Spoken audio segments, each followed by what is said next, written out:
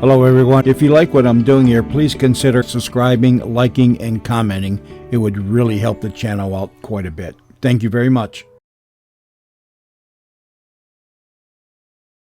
The CBS Radio Mystery Theater presents...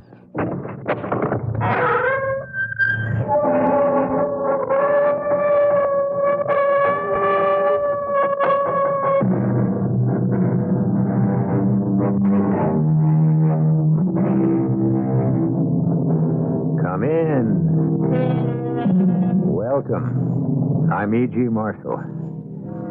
Man, said Mark Twain, is the only animal that blushes, or needs to. And, of course, looking at it realistically, we have a great deal to blush about.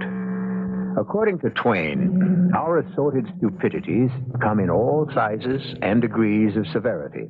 But the greatest of these is self-importance. And not just the self-importance of individual people, but of entire nations. Look at some of the diplomatic games we play, and how easily they become serious matters of life and death. I'm sorry, Major. I can do nothing. But, Your Excellency, the young man is innocent. I'm afraid he must be sentenced to 10 years in Siberia. But, that's the same as a death sentence. Can't you help him, Your Excellency? Please, Major. I sympathize with his youth and his ignorance. If only he had committed a crime like murder or arson or robbery or rape, we could get him off somehow. But to come into this country without a passport? Why, even the Tsar would hesitate to pardon him.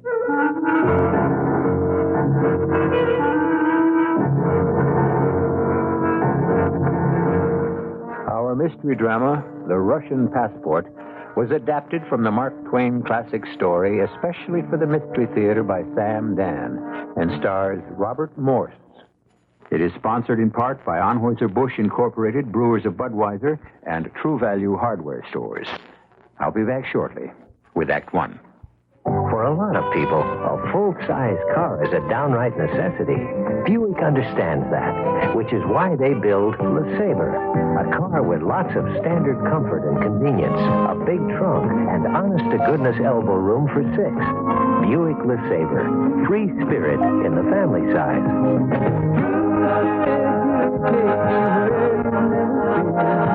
That's how it's gonna be.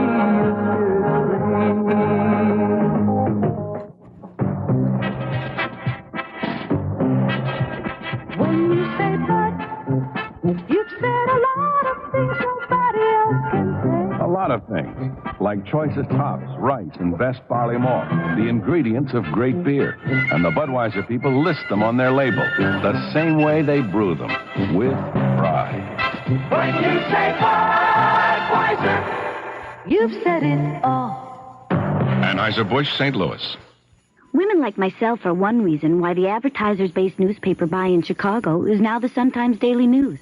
Because the Sun-Times Daily News now reaches more women 18 to 34, 39% more than the Tribune. And when it comes to men 35 to 54, the Sun-Times Daily News reaches a lot more of us, 36% more than the Tribune.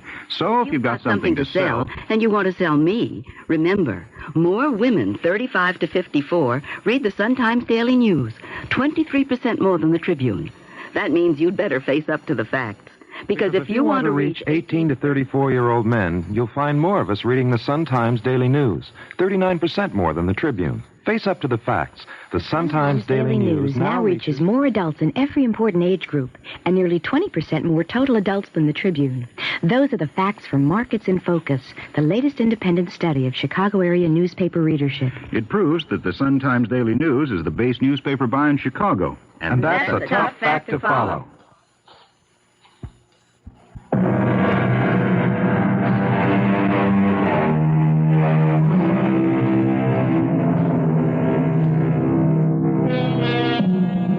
We could say that Mark Twain was ahead of his time. We could also say that times never change, insofar as certain basics are concerned. Thus, the humorous sermons Mark Twain preached against red tape, bureaucracy, the timidity of public officials, the suspiciousness between countries, are just as timely as ever. For instance, here we are in a giant beer saloon in the Friedrichstrasse in Berlin. Oh, in the year 1890. And over there near the window are about a dozen or so American students. And they are obviously holding a party for one of their number. And now the party seems to be breaking up as one by one the young men take their leave. And finally, only two are left at the table. But why go home now, Parrish? Why? Well, the semester starts at Yale in less than 3 weeks, Ned. I wish I had your chance to travel to see the world. I wish I had your money. I'm, homesick. Homesick? Yes. I'll make a confession, Ned. I was never away from home before. You get used to it. No, every day I get more and more lonesome. Well, then why'd you make this trip? It was a gift from my Uncle William. And you don't turn down gifts from Uncle William. It's a pretty expensive gift. Why would he want to give it to you? Well, he said he hoped it would make a man out of me. Huh? What do you mean by that? Well, Uncle William was a trooper in Sheridan's cavalry, and later on he fought the Sioux under General Miles. And then he went to California, and he made a fortune in a gold mine. And he doesn't think you're a man unless you're forever shooting someone or knocking him down. So you see, he's always been disappointed in me. I'm very shy. I don't know how to make friends. Well, bottoms up, Alfred. You'll feel better. No, I won't. I'll feel worse. You know, that stuff just goes to my head. That's another thing Uncle William has against me. You just can't do anything manly, Alfred. Alfred? Why, a better name for you would be Miss Nancy. The best way to get even, Alfred, is to have a good time. I just hate to travel alone. Well, why? Well, I'm scared. Scared? At least see St. Petersburg before you leave. I'd like to, but... I'll tell you, Alfred, there is no city in the world like it. Well, that's what everyone says. And you know something? I want to go, but I just can't go alone. It's up to you, Alfred. I already bought my ticket for Paris. I'm leaving tonight. Well, I better be getting along. I have a lecture. Here, let me get the bill. No, please. I'd like to treat it. It was so good to meet you and the rest of the boys to talk to Americans again. Thanks, Alfred. And hey, believe me, there is nothing to be scared about all the time. Well, maybe not. Yeah. Have a good trip. I'll look you up when I get back to the States.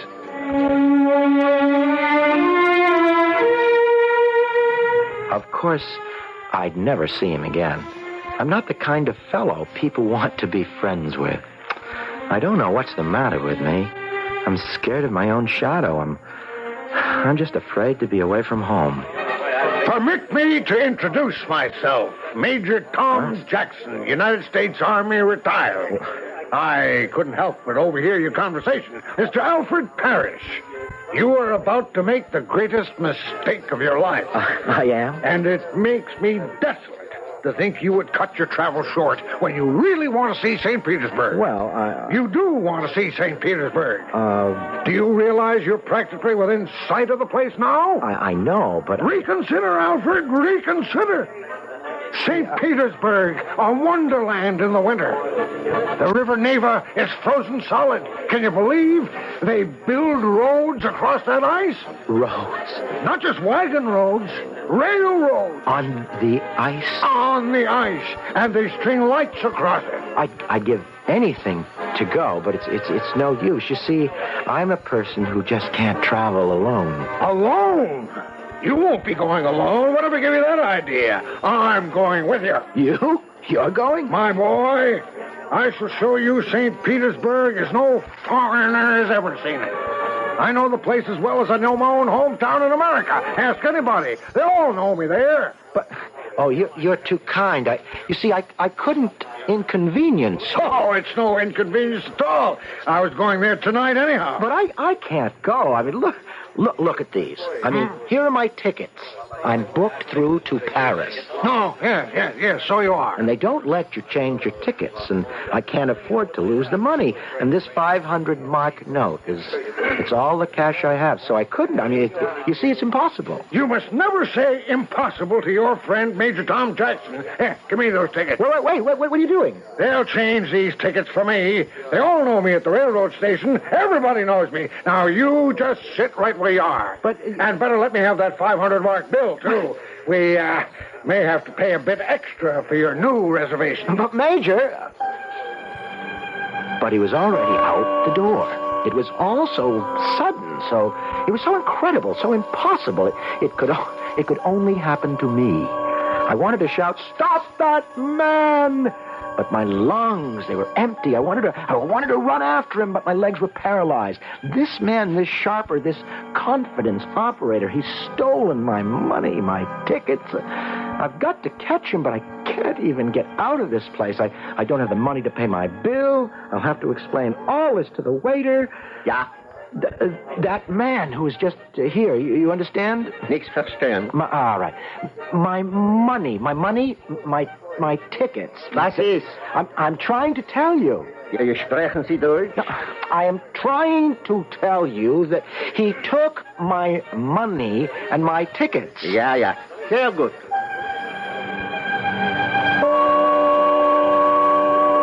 The waiter just shrugged his shoulders and walked away. I didn't know what to do or where to go or what kind of a fool I was to allow a stranger to just walk off with my... And suddenly, his hand was on my arm, the Major. Quickly! There's not a moment to lose. Come! But where are we? I'll explain on the way. Hurry, right out the door. Let's go. But where? Cab! Hi there, cabby! Oh, confound these people. I was delayed at the ticket window. A new man there. He didn't know me. Oh, here you are. Right here, cabby. In you go, Alfred, my boy. You still haven't told me. All in good time. Russian consulate, cabby, and let 'em fly. No man at the window didn't know me. Wouldn't make the exchange. Too irregular. Well, then... I had to hunt up an old friend, the station master himself, the grand high mogul. All right, whoop along, cabby. Don't let him go to sleep on us now. Well, it all took time, but it's all right now. Your luggage is rechecked, fare, ticket, sleeper, all exchanged. Got the documents in my pocket. But... What? I left the beer hall without paying my bill. Oh, that's all right. They know me. Everybody knows me. I'll square it for you next time I'm in Berlin. Push him along, cabby. Push along. He was a big, powerful-looking man, just like Uncle William. But unlike Uncle William, he had such an honest, open face. How could I have even thought of mistrusting him? Suddenly I felt much better. Maybe some of his sublime self-confidence might rub off on me. And so, feeling better than I had ever felt in my life, I leaned back and enjoyed the ride to the Russian consulate.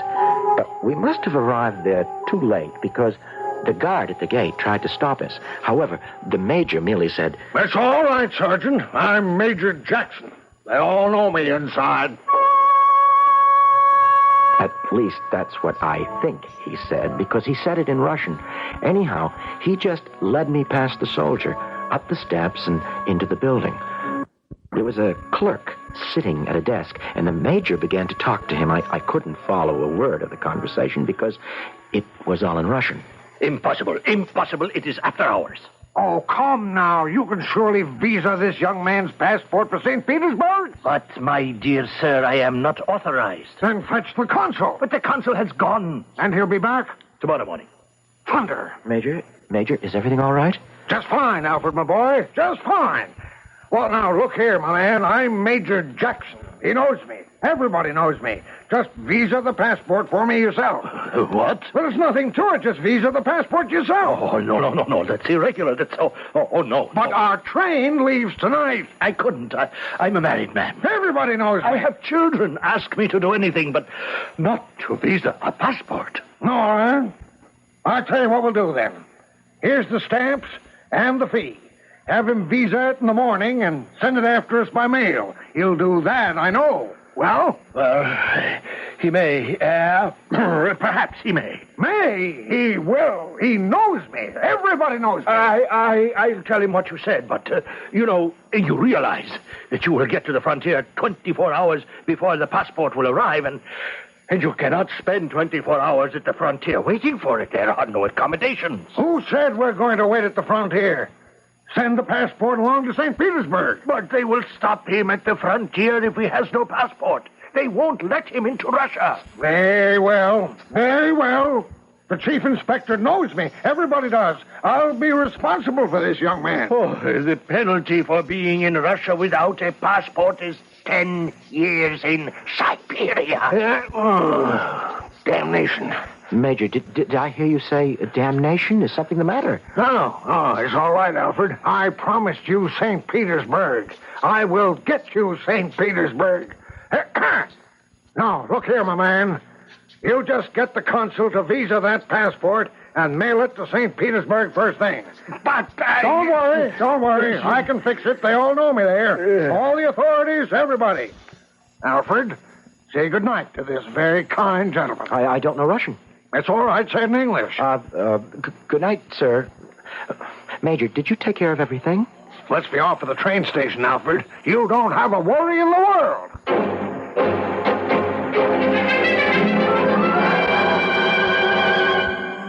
Somehow, things cannot possibly run as smoothly as the Major would have us, or even himself, believe.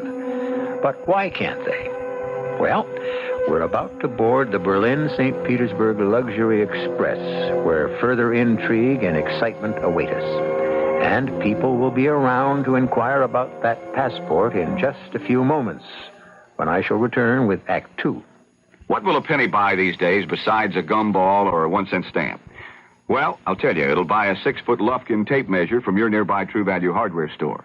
Hi, Pat Summerall here with the details. When you visit a participating True Value hardware store and buy the Lufkin 25-foot power return tape at its regular price of just $6.97, you get a 6-foot slimline tape measure for just 1 cent more. The Lufkin 25-foot tape locks open for easy, accurate measuring. Then it retracts automatically at just a touch of the power return button. The safety yellow blade is easy to read and easy to see, and the rugged chrome case lasts for years. Buy this professional quality tape measure for just $6.97 and get the Lufkin 6-foot slimline household tape for just 1 cent more. Find out just how much a penny is still worth during the Lufkin 1-cent sale at your participating True Value hardware store. Look under hardware in the yellow pages, and remember you can charge it on Master Charge at many stores. Share a ride with a friend. Share a smile when you're round the bend. Let somebody brighten up your day. Share a ride with a friend. Drive together and the time you spend will speed along as you go your way. Double up every morning. Double up going home at night. Double up every day. It's a better way. You're gonna have more fun together.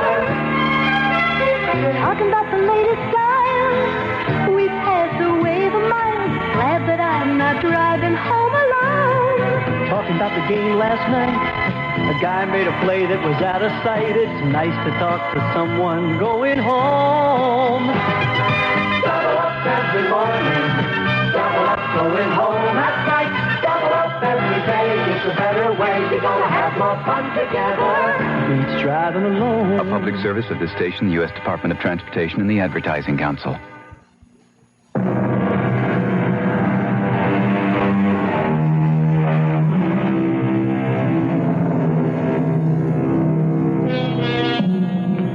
Who and what is Major Tom Jackson?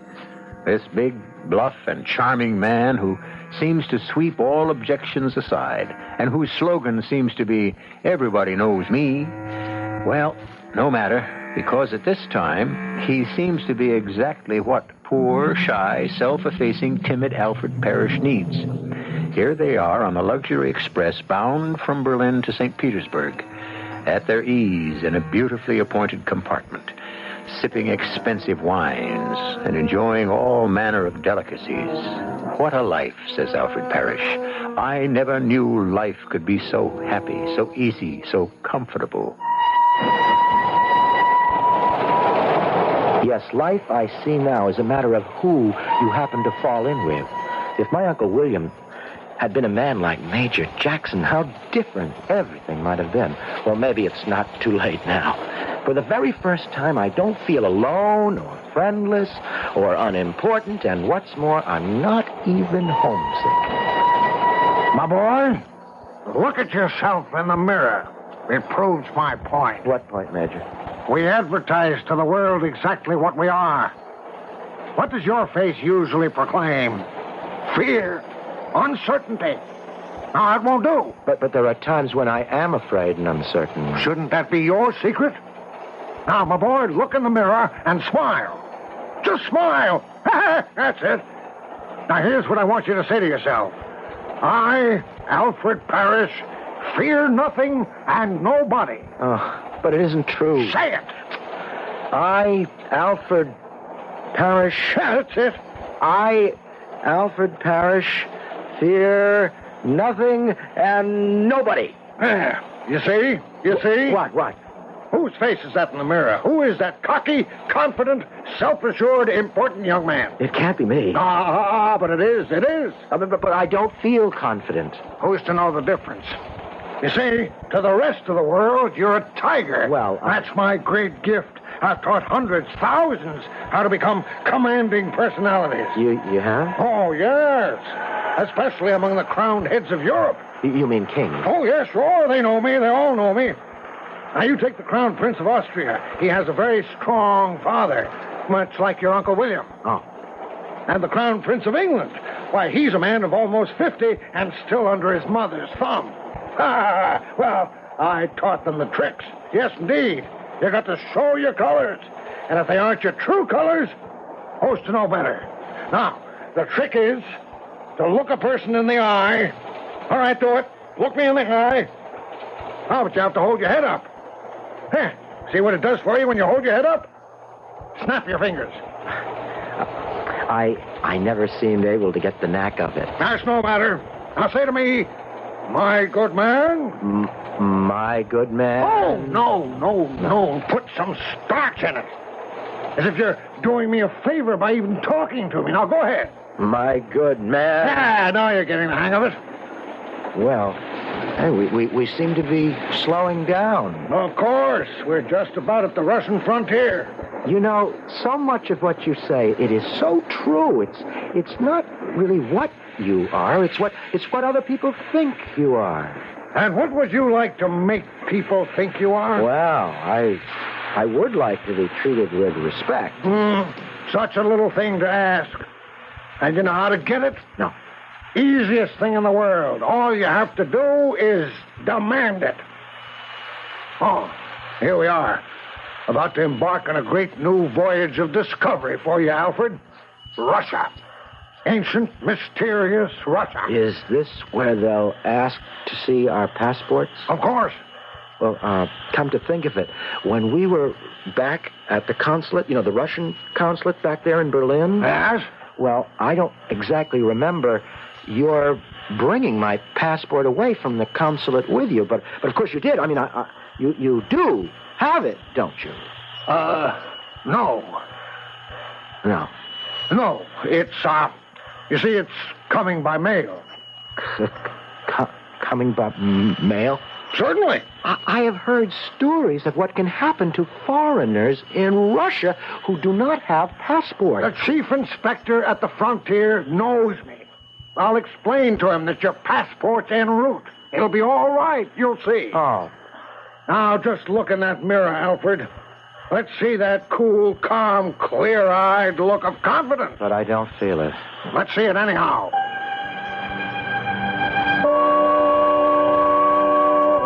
At the frontier, which was just a guardhouse and fence, everyone got off the train, and we waited while the slow-moving line inched toward the inspectors. My heart naturally was in my mouth, but I looked at the major, and he was so supremely confident I couldn't help but feel everything would have to be all right. Now, you're not to worry. I said I'd make it all come out right, didn't I? Yes. As a matter of fact, there's no reason why you and I should stand out here freezing in this cold. But we have to wait till we get to the head of the line. You just stand here. I'll go up and explain matters to the chief inspector.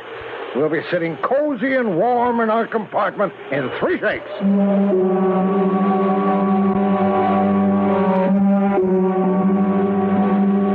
Major, Is everything all right? Damnation. Well, what happened? What It's happened? a new chief inspector, and I don't know him. Oh, no. This is impossible. I'm not going... Don't. Steady, lad, steady. I don't have a passport. I told you it'll be all right. Just trust the old major. This new inspector, he's as nearsighted as a shad. I watched him examine the other people's passports, and it's a fact. But you don't... Just listen. I'll go up, get my passport approved, and then I'll step over to the fence. You see over there? Yes. Where those peasants are standing with their packs? Yes. Now, you just mosey up against that fence. Oh, no. And I'll slip you my passport right through the bars of the fence. What are you saying? Then you get on the regular inspection line. Hand it over and trust in Providence and the fact that the inspector has the eyesight of a shad. You'll pull through, never fear. But the description on the passport... What about it? It is your description. It describes a man of 50, and I'm only... That's all right. I told you the man has the eyes of a shad. He couldn't see the difference if his life depended on it. But my life depends... Don't you fret. It'll come out right as nails. But when I hand him your passport... You won't be handing him my passport. It'll be your passport. Well, what do you mean? You'll hand it to him as if it's your passport. As if there can be absolutely no doubt. As if you're a man of importance, whereas he is just a flunky. Let him see all that in your face. No, I can't do it. You can't. must. No, I don't have to. I can wait right here and take the next train back to Germany. There won't be another train until tomorrow morning. That's all right, I'll wait. Where? Right here. What, here? Yes. In this open field, in the snow, in the dead of winter? You know how cold it gets. But I can't go any further. I don't have a passport. But you do have a passport, old boy. Now, Alfred, please, it's easy as pie.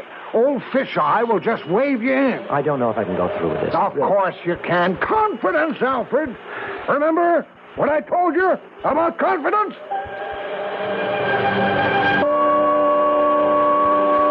But how could I have confidence?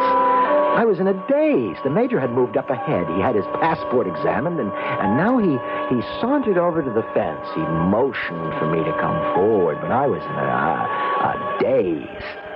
Somehow, I got to the fence, and the major pressed the passport into my hand, and then he was gone.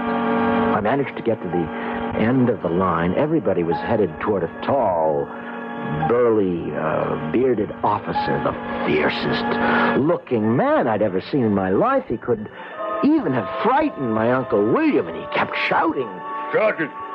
Sergeant! Which I later found out meant enter. And then before I knew it, there was no one in front of him but me. And he held out a big, beefy hand for the passport, and before I knew it, he had snatched it from my grasp, and his eyes bored deep into mine. They were eyes that were filled with hard and pointy lights of ice and steel, and they didn't look like the eyes of a shad or any other fish either, but they were eyes to pierce into the very marrow of your bones. And he looked at the passport, and he looked at me, and he looked at the passport, and he looked at me, and he looked at the passport, and he looked at me, and I was about to scream, I confess, when suddenly he thrust the passport back into my hand and bellowed, Charge it!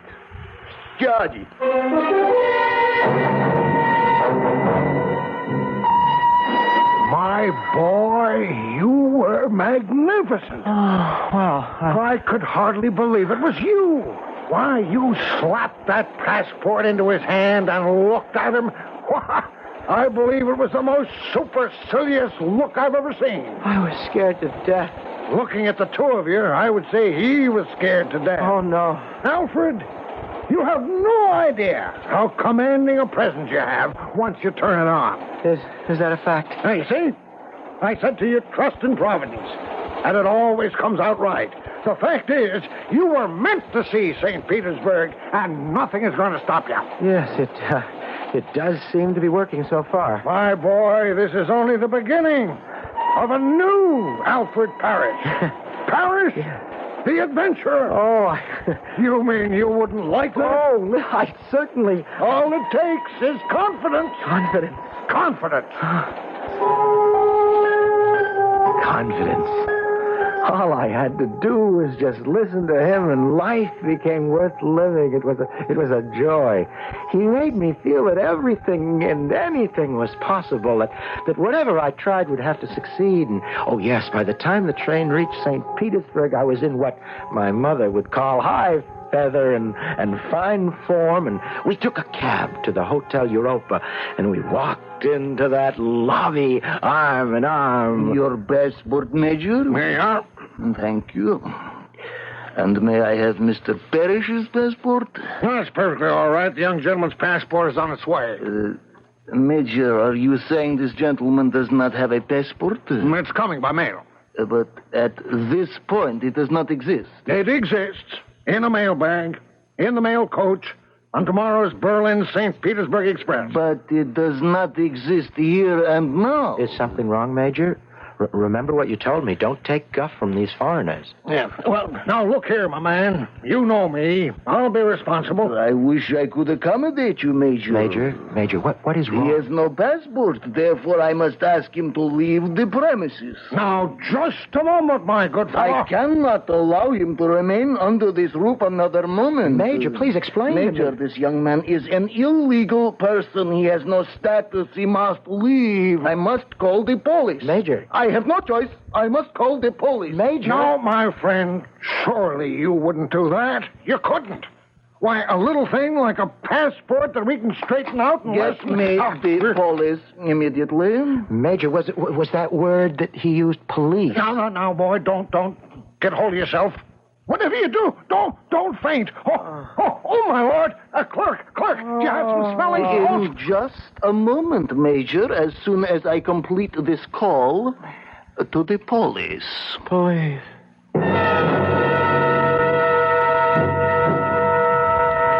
Has Major Jackson come to the end of his rope? Although we shouldn't put it quite that way, for if this is the end of the rope, at the end of that rope, we will find poor Alfred Parrish.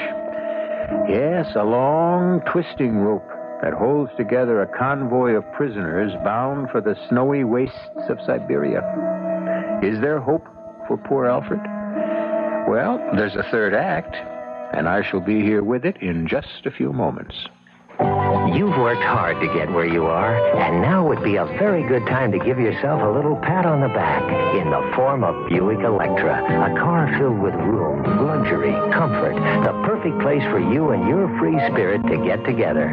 Buick Electra. Think of it as recognition for a job well done.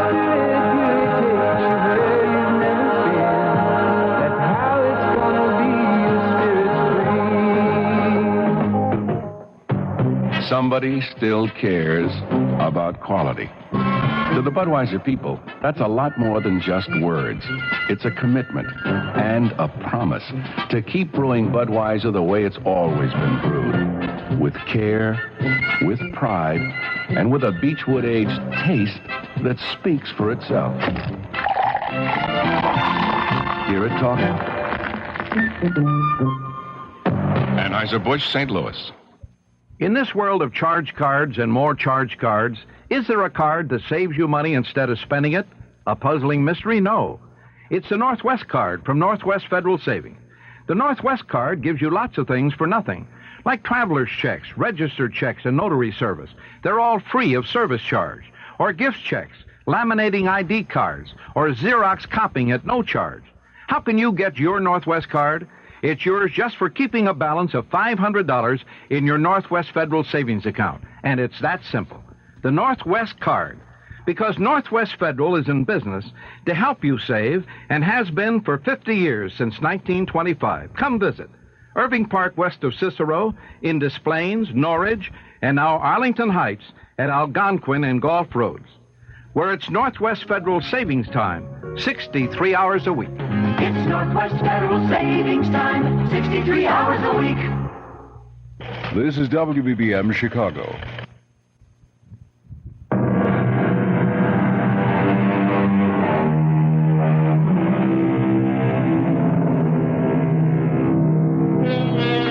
Well, now, you know your own name, and you know who you are. But can you prove it? For instance, If you were to find yourself among strangers, your word would be meaningless. Proof of your identity could only be established by a piece of paper, which, if you consider it, is rather ironic. Given a choice of believing flesh and blood or lifeless paper and ink, we choose the document every time. How sad. How catastrophic for Alfred Parrish. There's no need to call the police. Major, this young man has no passport. This fact makes him a criminal. If I fail to report him, I become an accessory. Major, what have you done to me? Hello? Police. I'm going to be arrested. Oh, Major, this is the end. Never say die, my boy. Now come with me. Where? Quickly, out the door. Hurry. Now don't fret. It'll come out all right. Hi there. Cab, over here. Major, what is going to become of me? The last time I got into a cab with you... In you go. That's it. Cabby, Palace of the General of the Secret Police. And turn them loose, Cabby. Let them go. Make them win. Major, I'll never see my home again. Nonsense. Prince Boslowski knows me. He knows me like a brother. He'll fix everything. He will. You know what he'll say? He'll say, you're not to worry about any of this nonsense. Major, it's just that I heard these horrible stories. That's ridiculous, my boy. The prince and I are old friends. He'll deny me nothing. Impossible.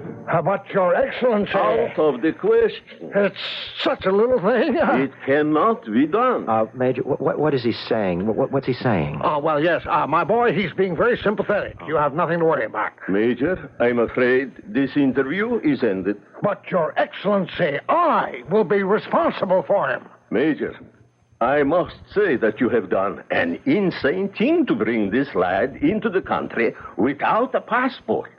I marvel at it. Why, it means 10 years in Siberia for him. And there is no way to prevent it. I marvel at this, Major. What's he saying? Start to groan. Why? And moan. Mama. Oh, why? Mama. Why? It might help. And so, Major, if you'll excuse me... Oh, Mama. Splendid.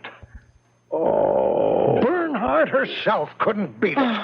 If it were anything else, if only he had been guilty of murder, arson, rape, a pardon would be a mere formality. But to be without a passport, even the Tsar himself would hesitate. Your Excellency, all I ask is 24 hours. In that time, the passport will have arrived. I am very sorry. Oh, Mama! Your Excellency, you're a father. You have a son. Can't you find it in your heart? It was a foolhardy thing to do. I agree. You deserve a sharp lesson. Without question. All right. It's against my better judgment, and if it comes out, it could destroy my career. God will reward you. I give you exactly 24 hours to the minute. If the passport has not arrived, if it is not in his possession, do not dare to come near me again. It's Siberia for this young man without hope of reprieve. My dearest mother, when these sad lines shall have reached you, your poor Alfred will be suffering a fate worse than death. Through my own fault and foolishness, I have fallen into the hands of a sharper or a lunatic. It doesn't matter which. But I think he is only mad, for he has a good, kind heart, and he tries so desperately hard to help me, but each attempt just ends in complete disaster, and in a few hours I shall be one of a nameless, hopeless horde plodding the snowy solitudes of Russia, bound for that land of misery and oblivion, Siberia, and there is no escape. An officer of the secret police sits silently in my room, watching, waiting. Well, how'd everyone sleep? I must confess, I popped off at once. Well, Alfred, had your breakfast? How can you think of food. Oh, come. A hot meal will make you sing another tune. Do you realize I'm going to be sent to Siberia? I realize nothing of the sort. Even now, your passport is on the train. It's coming here. It will arrive well ahead of schedule. There isn't a thing in the world to worry about. And before I knew it, he had convinced me. Once again, he had convinced me that there wasn't a thing to be worried about, and there we were sitting in the dining room of the hotel. Shouldn't the mail be in by now? Yes. I would say the train has already arrived. The mail has been sorted, and delivery to the hotel is a matter of minutes. In about 45 minutes, the 24 hours will be up. Suppose we saunter over to the desk and see my old friend behind the counter. Major, you're sure the Russian consulate in Berlin sent it? My boy, nothing to worry about. Nothing at all. Yes, gentlemen. Is there any mail for me? The mail has not arrived. It hasn't arrived? No, Alfred, there's nothing to be excited about. Is it due soon? Usually comes at this time. A few minutes earlier, a few minutes later. Hey, you see, my boy? No problem at all. Tell me, have either of you gentlemen seen the afternoon paper? Interesting article here on the vault. The vault? Yes.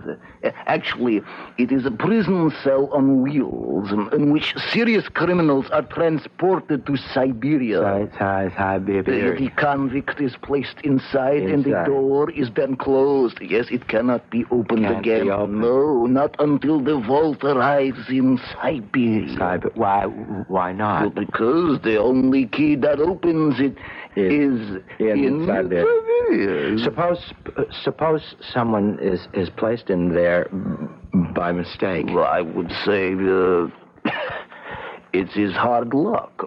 He can't be taken out until he reaches Siberia. But the chances are he wouldn't get there alive anyhow. Alfred? I don't feel so good. Confidence, my boy, confidence.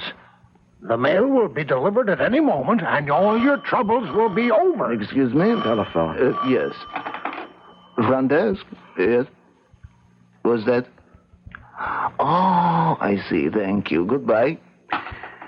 Well, gentlemen, if you're waiting for the mail, I'm sorry to disappoint you. The Berlin train has been delayed. Wait, what are you saying? You had an accident on the track. The mail. The mail must be delivered, don't you understand? Well, it will be delivered, but 3 hours late. 3 hours? I don't have 3 hours. I'm done for. No, my boy, chin up. I'll think of something. They'll put me in, you heard him, the vault. The vault, it's a steel wagon dragged to Siberia like an animal in a cage. I've got it. No, what do you've got? It's no use. Nobody can help me. Nothing can help me. Siberia. Forget the passport. What do you forget the passport? Cheer up. We can do without it. Guards, come along. We're headed for the American embassy. I had that card up my sleeve all the time. The minister knows me. We were wounded together at Cold Harbor. Been chums ever since. Major, you wouldn't hold out false hope to a poor condemned... Everything's splendid. Our troubles are at an end. If we ever really had any. We are going to get you a new passport. Well, I am only secretary of the legation, you see, and I wouldn't like to authorize a passport while the minister is on Russian soil. You have no idea of the responsibility. All right, send for the minister. Well, that's easier said. You see, he's up in the wild somewhere on his vacation. Great Scott! What are you great Scotting about, Major? The prince gave you 24 hours. You've got an hour and a half left. The train is just due. The passport will arrive in time. The train is expected to be 3 hours late. This lad's life is ebbing away. In that half hour, he's the same as dead and damned to eternity. I am?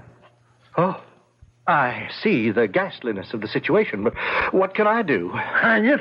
Write him a passport. Well, it's impossible. It's totally impossible. How do we know who he is? Now, you yourself only met him 2 days ago. So, you see, there is no way in the world to identify him. Oh, he's lost.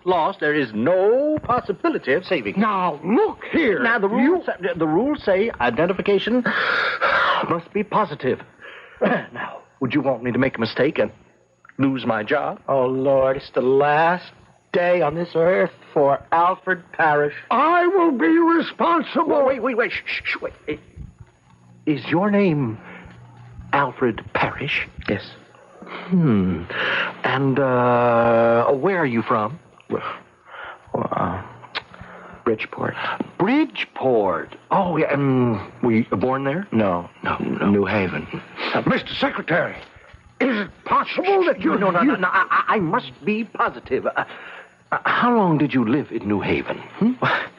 I did till I was 14. I came back 2 years ago to enter Yale. When you lived in New Haven, what street? What street? Yes. What street? It was Parker Street. Mr. Secretary, if you can identify him, please do so. I must be positive beyond the shadow of a doubt. But time is running out. The secret police will soon drag him out. What number, Parker Street? What number? Think, lad. Think. The clock is moving. But it didn't have a number. There. Shouldn't that... Now, what kind of house was it? Brick. 2-story. Flush with the sidewalk? Small yard in the front. Iron fence?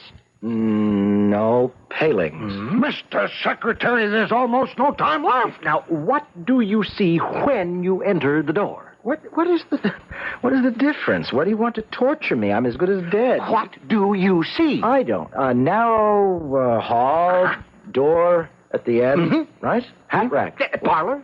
Yes. Mr. Secretary, when the clock strikes 6, this boy will be arrested and lost to all the world. Carpet on the floor. Yes. Now, what kind? Old-fashioned Wilton. Design? Oh, hawking party on horseback. Room next to the parlor? Dining room. Did your parents own or rent the house? We owned it. Did you have a nickname among your playmates? Answer him. Mr. Secretary, surely by this time you ought to know. Sir, we have clearly defined procedures. Now, did you have a nickname? Well, they called me Miss Nancy. Surely, sir, that should be something. Any ornaments in the dining room? No. None at all? Think, lad, think. You have less than a minute. You mean there wasn't even a picture? Oh, but you said ornament. Yes. And what did your father think of the picture? Speak. Yes, Alfred, speak. I can't tell you what he said. You must. Quick, we're almost out of time. Home and liberty. Oh, have pity. Or death in Siberia depend on your answer. Well, have pity. He's a clergyman. Out with it. What did he say? He said it was the hell-firedest damn nightmare he ever saw. Saved! Oh, I will write you a passport. I can now legitimately identify you beyond any shadow of a doubt.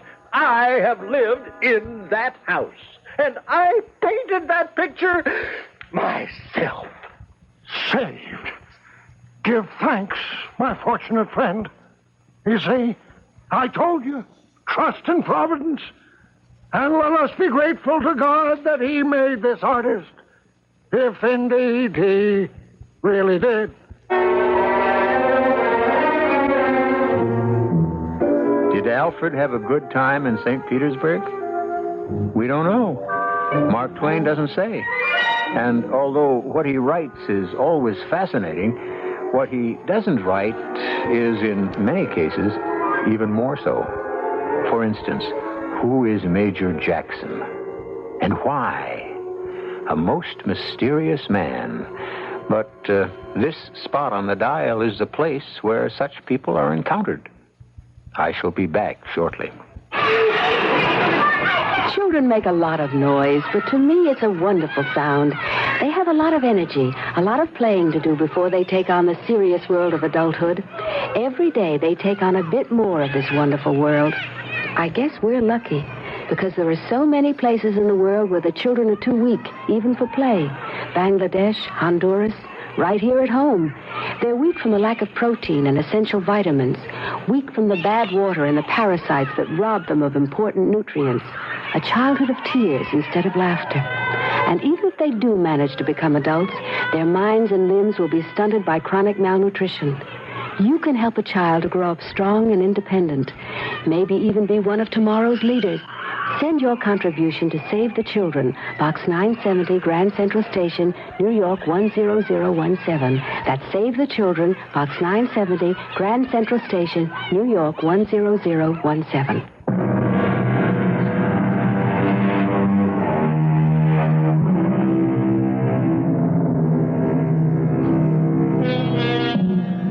Stories must have heroes and villains, and Mark Twain's tales are filled with a great many of each. But not all villains are actually conscious of their villainy. It is possible for the greatest crimes to be performed by fairly decent people in the routine performance of their legitimate duties. But you'll find nothing routine here at this spot on your dial, 7 times each week. Our cast included Robert Morse, Robert Dryden, Russell Horton, Earl Hammond, and Dan Ocko. The entire production was under the direction of Hyman Brown. And now, a preview of our next tale. Burn him! Then let it be done day after tomorrow, the 21st day of the month, at high noon. This is not the usual manner. They do not kill. They hold for ransom. Well, Clarence, don't worry about it. Well, you say I'm not to worry, but they burn me at the stake high noon the day after tomorrow. No, Clarence. They won't be able to swing it. I won't be here. Well, I wit not what thou sayest, Sir Boss. Where shalt thou be? In Hartford, Connecticut. Oh, is that the place of magic and enchantment where Sir Kay captured thee? Oh, it's a place of magic and enchantment, I guess. In some ways. But dost thou intend to return there?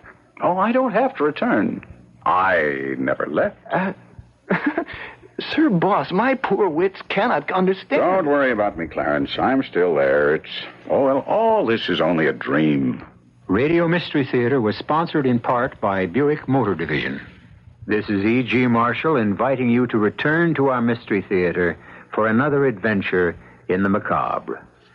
Until next time, pleasant dreams.